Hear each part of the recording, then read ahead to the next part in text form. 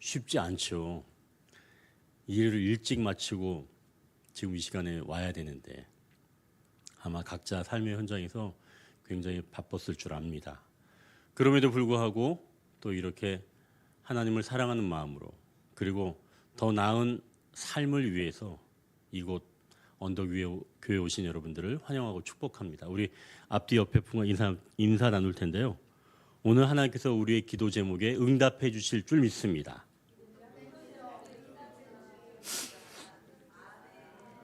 아멘이죠? 얼마나 얼굴이 밝게 보이는지 여러분들 벌써 응답 받으신 것 같아요. 예전에 그 골목 상권을 살리자 이제 이런 그 취지로 어느 그 방송 프로그램 하는 걸 제가 보게 되었습니다. 그래서 이제 그날은 햄버거 가게를 촬영하는 날이었어요.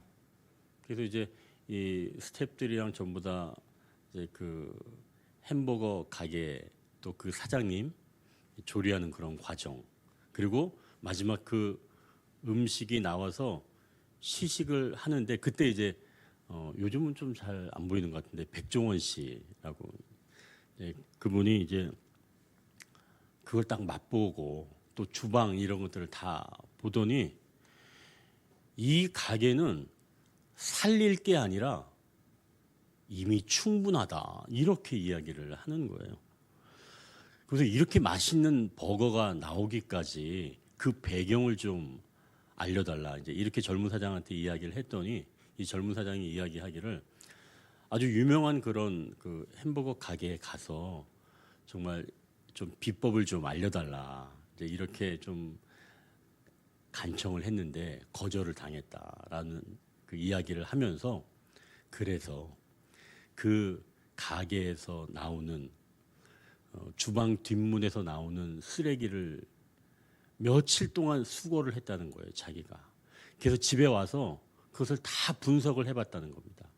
이 가게에서는 어떤 재료를 사용하고 어떤 것을 버리고 어떻게 운영하고 있는지 그 쓰레기를 다 일일이 확인해 보았다는 거예요. 그래서 자기가 소스를 개발하게 되었다는 겁니다. 맛이 기가 막혔나 봐요. 저는 먹어보지는 못했거든요. 그러면서 이제 음식 전문가가 또 이야기하기를 고개를 끄덕이면서 이야기하기를 어떤 식당의 진짜 수준을 알려면 식탁 위에 차려진 화려한 요리가 아니라 주방 뒷문에 있는 그 쓰레기통을 봐야 된다. 이렇게 이야기하는 걸 제가 들었습니다. 무슨 뜻일까요? 식탁 위는 얼마든지 우리가 화려하게 꾸밀 수 있죠. 하지만 주방에서 식재료를 어떻게 다루는지, 무엇을 아까워하고 무엇을 가차없이 버리는지를 보면 그 주방장 또는 그 매장의 철학이 적나라하게 드러난다는 것이죠. 그래서 버리는 것을 보면 그 사람의 상태를 알 수가 있다는 겁니다. 오늘 우리는 인생 절정기에 있는 한 남자의 이 쓰레기통을 좀 보고자 합니다. 바로 솔로몬인데요. 그는 무려 20년 동안 성전 그리고 자기 왕궁을 완공했습니다. 세상이 부러워할 만한 그런 업적을 이룬 사람이죠. 겉보기에는 가장 화려하고 가장 은혜를 많이 받은 사람처럼 보입니다. 하지만 오늘 본문은 그 화려한 건물 뒤편에 솔로몬이 무엇을 버리고 있는지 그리고 그가 남긴 진짜 흔적은 무엇인지 아주 냉정하게 보여주고 있습니다. 이 말씀을 통해 우리의 영적 상태를 점검하는 그런 은혜의 시간이 되기를 소망합니다. 먼저 이 버리는 것이 나의 상태를 말해준다는 겁니다. 본문 10절과 11절 한번 보십시오. 거기 보니까 20년의 건축이 끝났을 때 솔로몬은 그동안 자신을 도와준 두로 왕 히람에게 갈릴리 땅 성읍 20곳을 주었다고 말씀합니다. 그런데 13절을 보니까 이 히람 왕의 반응이 굉장히 좀 싸늘해요. 어떻게 이야기하냐면 내 형제여 내게 준 이 성읍들이 이러한가? 이렇게 말하고 그 땅 이름을 뭐라고 얘기했죠? 한번 읽어보시죠. 그 땅 이름을 가불. 여러분 우리가 사실 이 말 잘 알지 않아요? 급여를 미리 땡겨서 좀 쓸 때 쓰는 가불. 그것도 가불이라고 그러잖아요. 근데 여기서는 그 뜻은 아니고 쓸모없는 땅. 그걸 가불이라고 합니다. 아무것도 아니다. 가치가 없다. 그래서 이것은 가불, 쓸모없는 땅이다. 라고 말하는 겁니다. 여러분 사실 이 장면이 가슴 아픈 이유가 사실 여기 있습니다. 이 열왕기상 5장 그 앞쪽으로 가면 이 솔로몬과 두로왕 히람이 이 꽉 언약의 관계를 이루는 장면이 5장 1절부터 12절까지 나오거든요. 거기서 보면 처음 성전을 건축할 때 히람과 솔로몬은 서로 사랑하고 존경하는 어떤 관계였냐면 형제와 같은 그런 관계였습니다. 왜 그러냐면 이제 히람이 솔로몬의 아버지 다윗부터 절친했거든요. 그래서 이 히람은 솔로몬이 자기가 성전을 아버지의 그 꿈을 이루기 위해서 내가 성전을 짓겠다라고 했을 때 자기 일처럼 기뻐하는 사람이 바로 히람이었습니다. 그런데 지금 20년이 지난 이때쯤 보니까 관계가 심하게 지금 틀어지게 된 거죠. 사실 솔로몬은 오늘 본문에서 나오지만 히람에게 엄청난 금, 약 120달란트를 빌렸거나 받았습니다.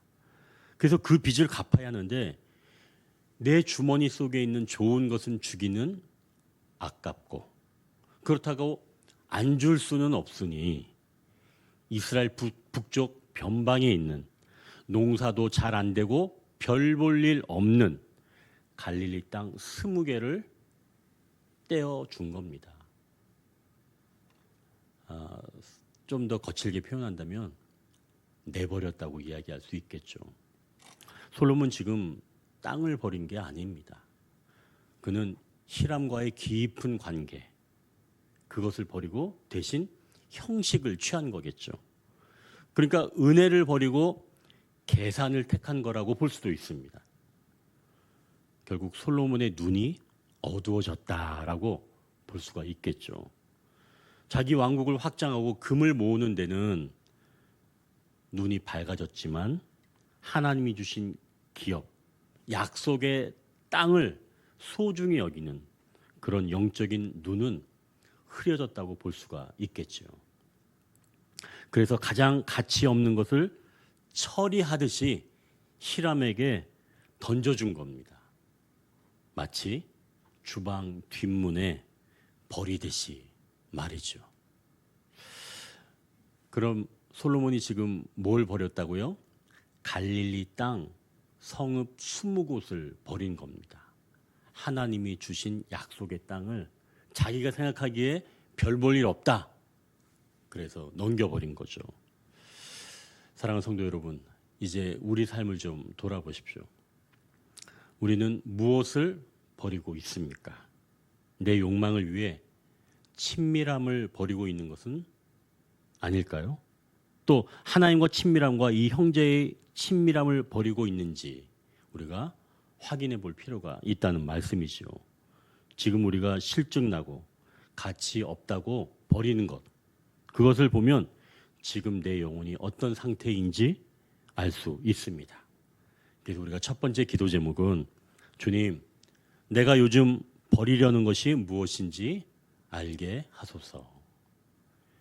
내가 요즘 버리려는 것이 무엇인지 알게 하소서. 자, 이제 두 번째로 볼 텐데요. 오늘 본문에서는 의미 있는 표현 하나가 반복돼서 사용하고 있습니다. 바로 오늘까지 있느니라, 또 오늘까지 이르렀으되라고 하는 표현이에요. 이 13절 21절에 이렇게 나오죠. 솔로몬은 지금 성전을 짓고 왕궁을 지으면서 자신의 위대한 이름이 영원히 남을 줄 알았죠. 하지만 성경 저자는 지금 냉정하게 기록하고 있는 겁니다. 솔로몬의 화려한 건축은 다 무너지고 사라지지만 그가 남긴 부끄러운 이름이 언제까지 남았냐면 오늘까지 남았다는 거예요. 13절 한번 보십시오. 그가 친구인 히람에게 인색하게 굴면서 남긴 이름이 뭐라고 그랬어요? 가불이라 그랬죠. 그러니까 이 가불은 히람 편에서 본다면 실망이고 수치입니다. 그게 오늘까지 남아있다는 이야기예요. 가불. 또 21절을 보십시오. 거기 자기 욕망을 채우기 위해서 이 보니까 이제 19절에 자기가 건축하고자 하던 것을 다 건축하여 했는데 이방인들을 지금 노예로 삼고 또 그 노동력을 착취해서 강제 노역을 시키고 있는 겁니다. 그 역사가 언제까지 남았냐면 오늘까지 이르렀다라고 이야기를 하는 거예요. 그럼 여러분 이걸 뭘 의미하는 걸까요? 우리에게는 하나님 앞에서 우리가 무엇을 이루었다. 이게 중요하긴 하죠. 뭔가 딱 보이는 외형적인 것을 이뤘다.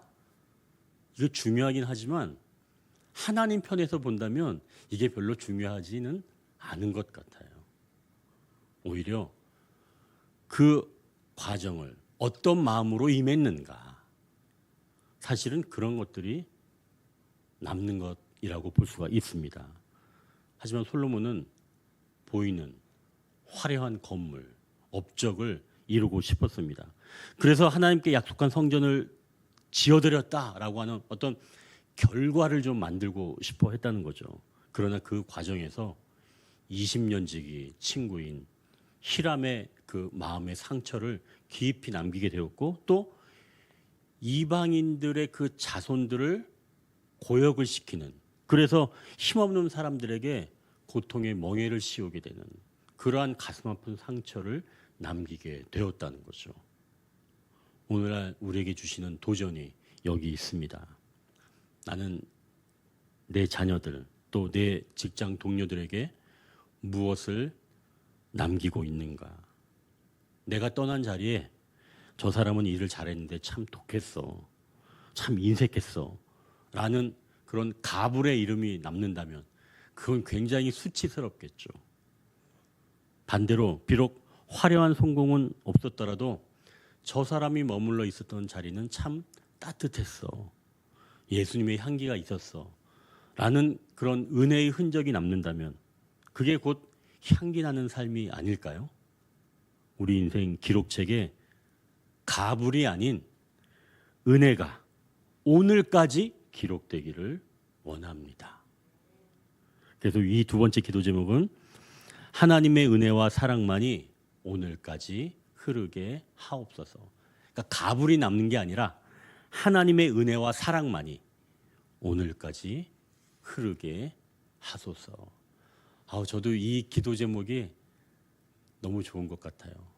가불이 남는 게 아니라 하나님의 은혜만이 오늘까지 남기를 소망합니다. 자, 이제 마지막으로 25절을 보면 여기 좀 묘한 말씀이 나와요. 이 솔로몬이 해마다 3번씩 번제와 감사의 제물을 드리고 그 다음에 이렇게 얘기합니다. 성전 짓는 일을 마치니라.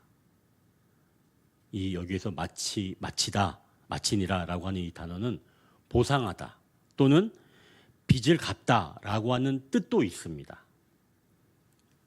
솔로몬의 마음속에는 이런 심리가 있었던 것 같아요. 하나님, 제가 이제 예배도 온전히 드리고 성전도 다 지어드렸습니다. 그러니 저는 할 도리는 다 했죠.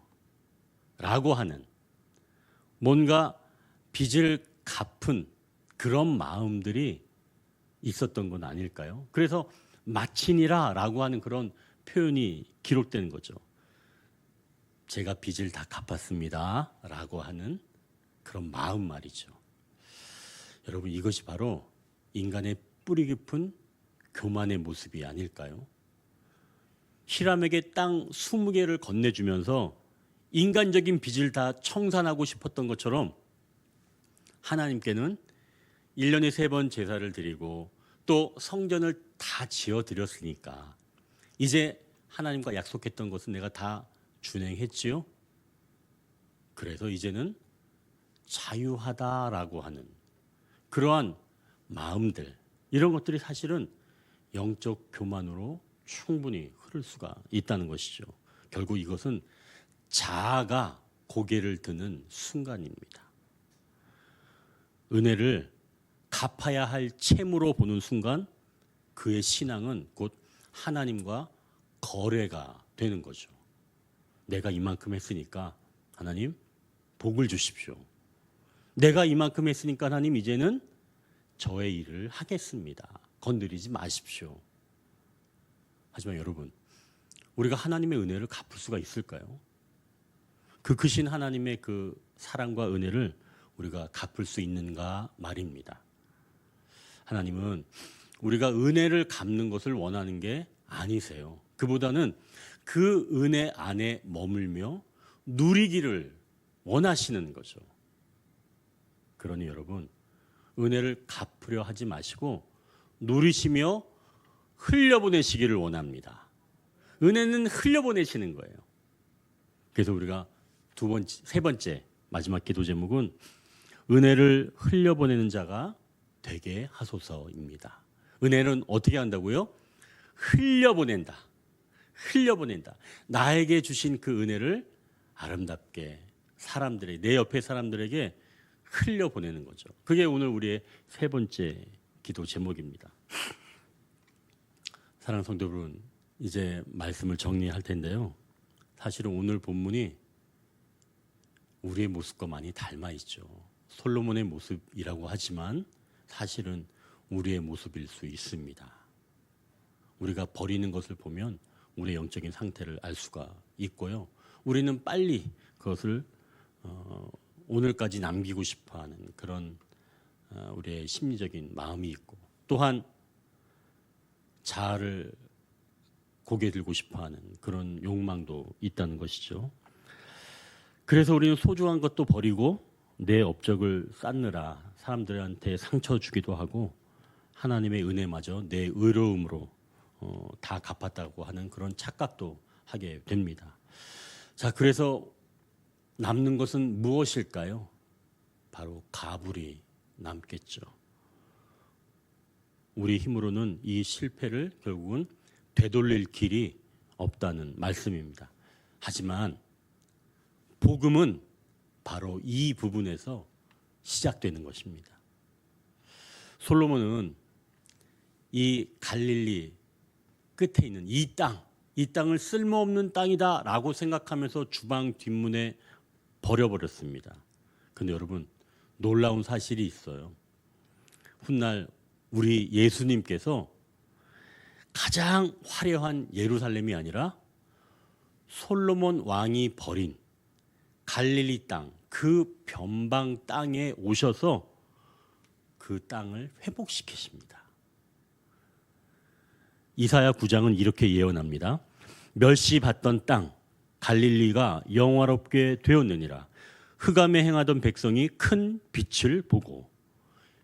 그러니까 인간 솔로몬 왕은 자기 이익을 위해서 그 땅을 버렸지만 만왕의 왕이 되시는 예수님은 그 버려진 땅에 오셔서 천국 복음을 선포하셨습니다. 솔로몬이 남긴 가부를 우리 예수 그리스도께서는 영광으로 바꾸셨다는 것이죠. 이게 우리의 소망이 되는 줄 믿습니다. 우리는 실수해서 가불과 같은 인생을 만들었을지라도 주님이 찾아오시면 그 땅은 가불이 아니라 영광스러운 땅이 된다는 것이죠. 오늘까지 우리 삶에 남아야 할 건 나의 부끄러운 과거가 아니라 그 쓰레기통 같은 내 인생에 찾아오셔서 빛이 되어주신 바로 예수 그리스도의 생명인 줄 믿으시길 바랍니다. 그래서 주님은 십자가에서 말씀하셨어요. 내가 다 이루었다. 이 말은 다 지불했다는 뜻이죠.